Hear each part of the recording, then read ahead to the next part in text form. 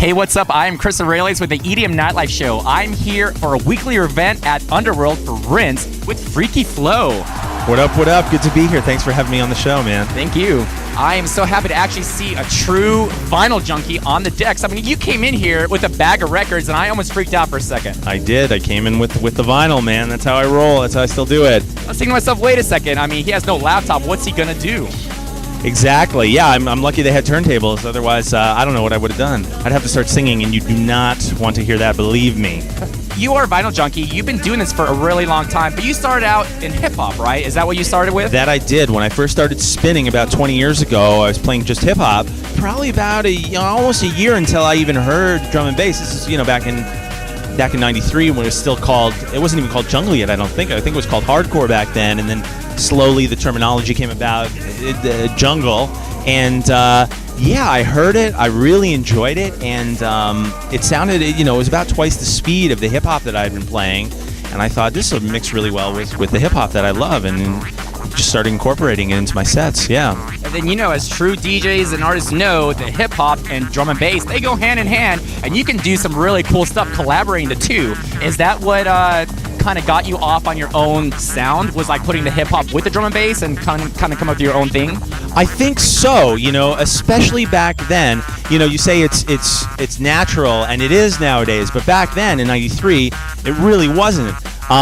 Hip-hop DJs were hip-hop DJs, and house DJs were house DJs, and jungle DJs were jungle DJs. Now, it's so incredible that you've got multi-genre DJs, and it's not an issue. There's not really barriers and walls anymore, but back then there was. And so people that listen to me play hip-hop were really put off by, what's this guy doing playing this new techno music? And then when I was playing hip-hop in my jungle sets, people that really like jungle at first, a lot of them, were saying things like, oh, why is this guy trying to ruin our sound and infiltrate it with something new and different? And to me, good music is good music, and if it goes together, I'm going to play it together. And fortunately, despite the critique from some people, I feel like there were more people that liked it than disliked it, and that's how I was able to do what I do. And then, you had a really good mixtape that came out. Tell me about your first mixtape that kind of blew up, and then everybody's all of a sudden talking about Freaky Flow.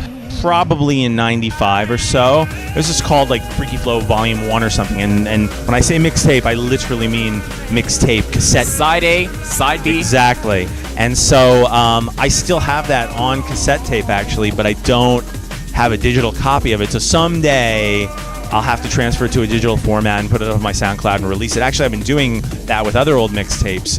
I have to say, throughout your whole set, my favorite record you had, which I'm still amazed about, is by Aha. That's right. Take On Me. As soon as you threw that down, I just went off the hook.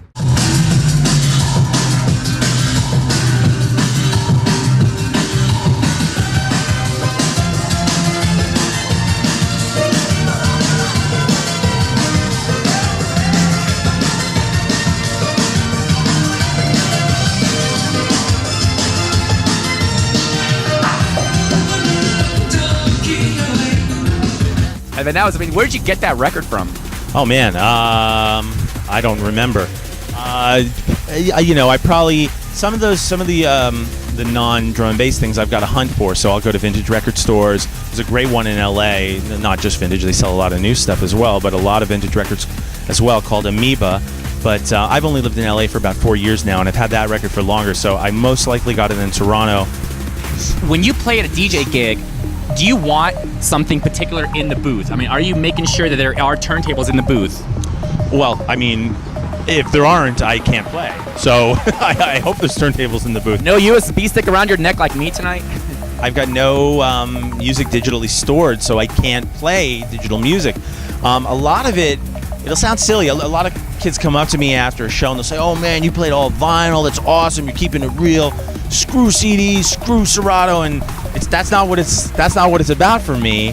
I'm not anti-CD, I'm not anti-Serato. I think they're great technologies. I stick with vinyl because I'm used to it. It sounds so lazy, but it's partly true. I'm used to it, I'm comfortable with it. It's something I know. Probably eventually I'm going to have to learn a digital technology, because who knows how long they're going to continue to make drum and bass records for. But for now, I still enjoy playing on it. There's one time in my DJ career, maybe 3 or 4 years ago, where I did show up at a gig in Texas, and showed up, I'm ready to go, and there's no turntables. And I asked the promoter, hey man, where's the turntables? He goes, what do you mean? And I said, well, I play vinyl. You need turntables, like it says in the technical rider that my booking agent sent you. And he said, oh man, I didn't read that.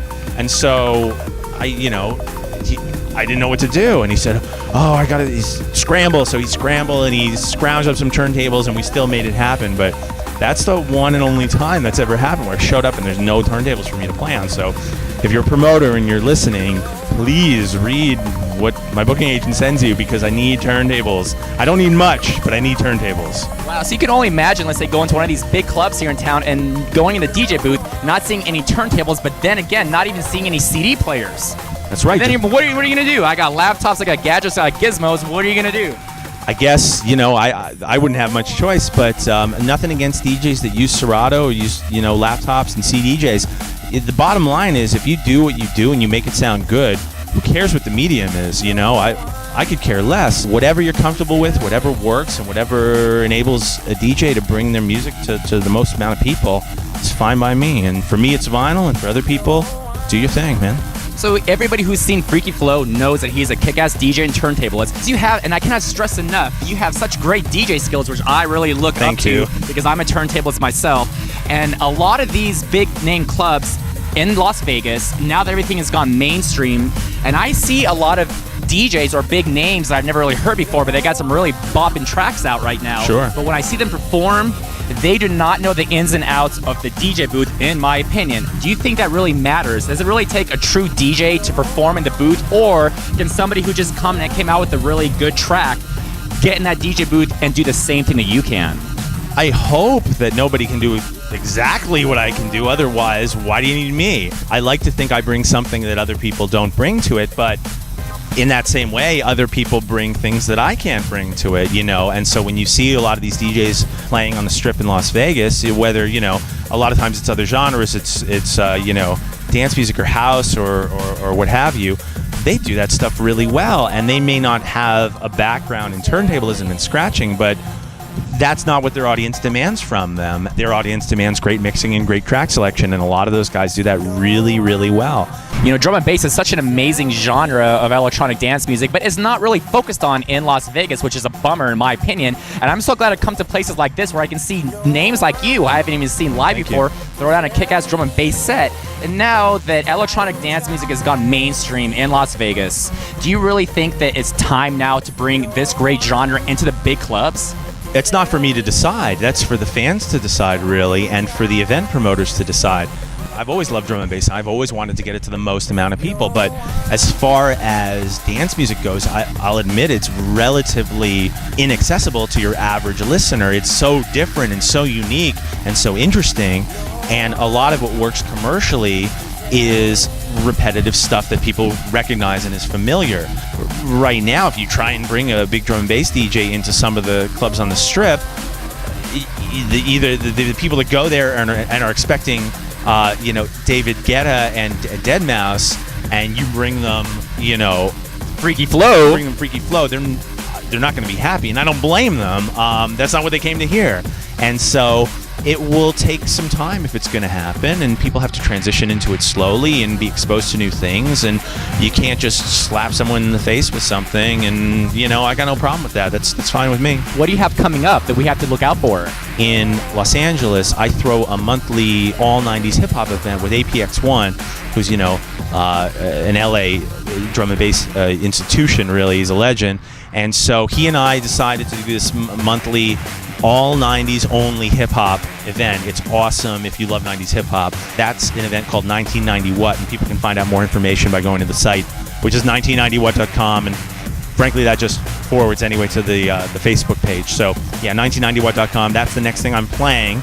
And then I've got a couple Canadian gigs. I've got something in Ottawa, something in Halifax, and then a little later on I think I've got something in Detroit, Chicago show, I think, Atlanta, New Orleans. There's a lot of shows coming up, and like I was saying, the production, and then also every 3-4 months I do put out a new free mix on freakyflow.com, and so I've got the next one coming pretty soon. I think we're up to volume 15 coming up, so keep your eyes open for that. It's free, it's a download, freakyflow.com. go grab it and grab all the other ones too while you're there.